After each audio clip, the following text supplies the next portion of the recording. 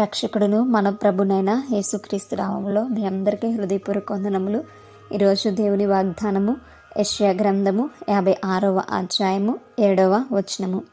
నా ప్రార్థనా మందిరములో వారిని ఆనందింపజేసేదను, నా బలిపీఠము మీద వారు అర్పించు దహన బలులను నాకు అంగీకారములగును.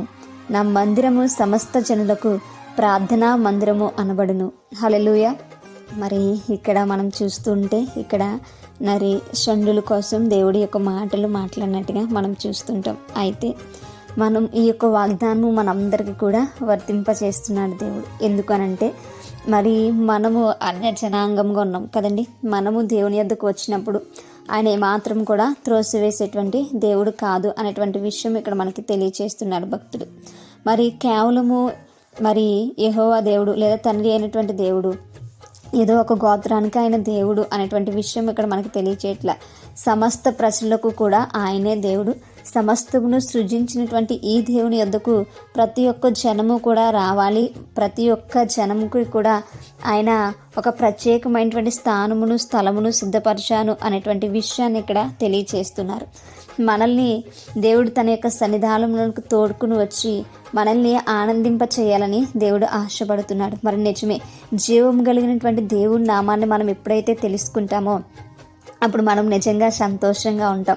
ఆయన యొద్దకు వచ్చి మనము మన హృదయాలను అర్పించినప్పుడు ఆయన బలిపీఠం ఎదుట మనము సంపూర్ణంగా మనం దేవునికి అర్పించుకున్నప్పుడు మరి నిజంగా చెప్పలేనటువంటి సంతోషముతో మన హృదయము ఉప్పొంగుతూ ఉంటుంది. మరి మనము అట్టి స్థితిలో ఉండాలి అని అంటే మొట్టమొదటిగా దేవుని యొక్క మాటలు మనం వినాలి. దేవుని యొక్క సన్నిధానంలోనికి మనం వచ్చేటువంటి వారముగా ఉండాలి. ప్రార్థనలో ఎల్లప్పుడూ కూడా ఎదిగేటువంటి బిడ్డలుగా ఉండాలి. మరి ప్రార్థన దేవునికి దగ్గర చేస్తుంది కనుక ప్రార్థన మనలో ఉన్నటువంటి ప్రతి భారమును దుఃఖమును కొట్టివేసి మనకి సంతోషాన్ని ధరింపజేస్తుంది. మరి అలాంటి ప్రార్థనా జీవితం మనందరం కూడా కలిగి ఉండాలి. దేవుని యొక్క సన్నిధానంలో ఎల్లప్పుడూ కూడా ప్రార్థించేటువంటి బిడ్డలుగా మనం ఉండాలి.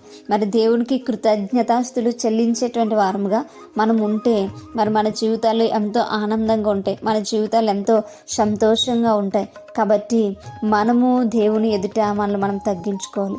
మనము దేవుని ఎదుటికొచ్చి మనము దేవునికి మొర్ర పెట్టేటువంటి బిడలగా ఉండాలి. దేవుని సన్నిధానంలో ఎల్లప్పుడూ నిత్యము కనిపించేటువంటి బిడలగా మనం ఉండాలి. మరి దేవుడు అంటున్నాడు, నా మందిరము సమస్త జనులకు ప్రార్థనా మందిరం అని. హల్లెలూయా. మరి కేవలము ఇజ్రాయేలు యూదా గోత్రాలే కాదు, కానీ దేవుడు ప్రతి ఒక్క జనమును కూడా ఆయన యొక్క సన్నిధానముకు ఆయన ఆహ్వానిస్తున్నాడు. ప్రతి ఒక్క ప్రజ కూడా ఆయన స్తుతించి ఆయన కనపరిచి ఆయన నామమును తెలుసుకుని మరి నిత్య రాజ్యము చేరుకోవాలనేది దేవుని యొక్క ప్రణాళిక ఉన్నది. కాబట్టి దేవుడు మన పట్ల ఉద్దేశించినటువంటి సంగతులు నెరవేర్చబడాలి అంటే మనం దేవునికి మన జీవితాల్లో అవకాశం అనేది ఇవ్వాలి.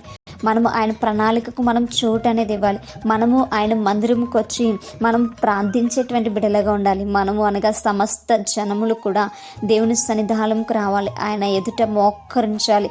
ఆయన ఎదుట మరి ఆయన స్తుతించి కనపరచాలి. అప్పుడు మన జీవితాల్లో సంతోషం ఉంటుంది. అప్పుడు మన జీవితాల్లో నిత్యమైనటువంటి ఆనందం ఆయన దయచేస్తుంటారు. కాబట్టి మనం అందరం కూడా ప్రార్థన అనేటువంటి బలిపీఠము దేవుని ఎదుట కట్టేటువంటి వారము ఉండాలి. మనము ప్రార్థన అనేటువంటి మరి ఆయుధాన్ని ధరించుకుని దేవుని ఎదుట మనము గోచాడేటువంటి బిడలుగా ఉండాలి. అటువంటి కృప దేవుడు మనందరికీ కూడా అనుగ్రహించునుగాక. మేము ప్రార్థించుకుందాం.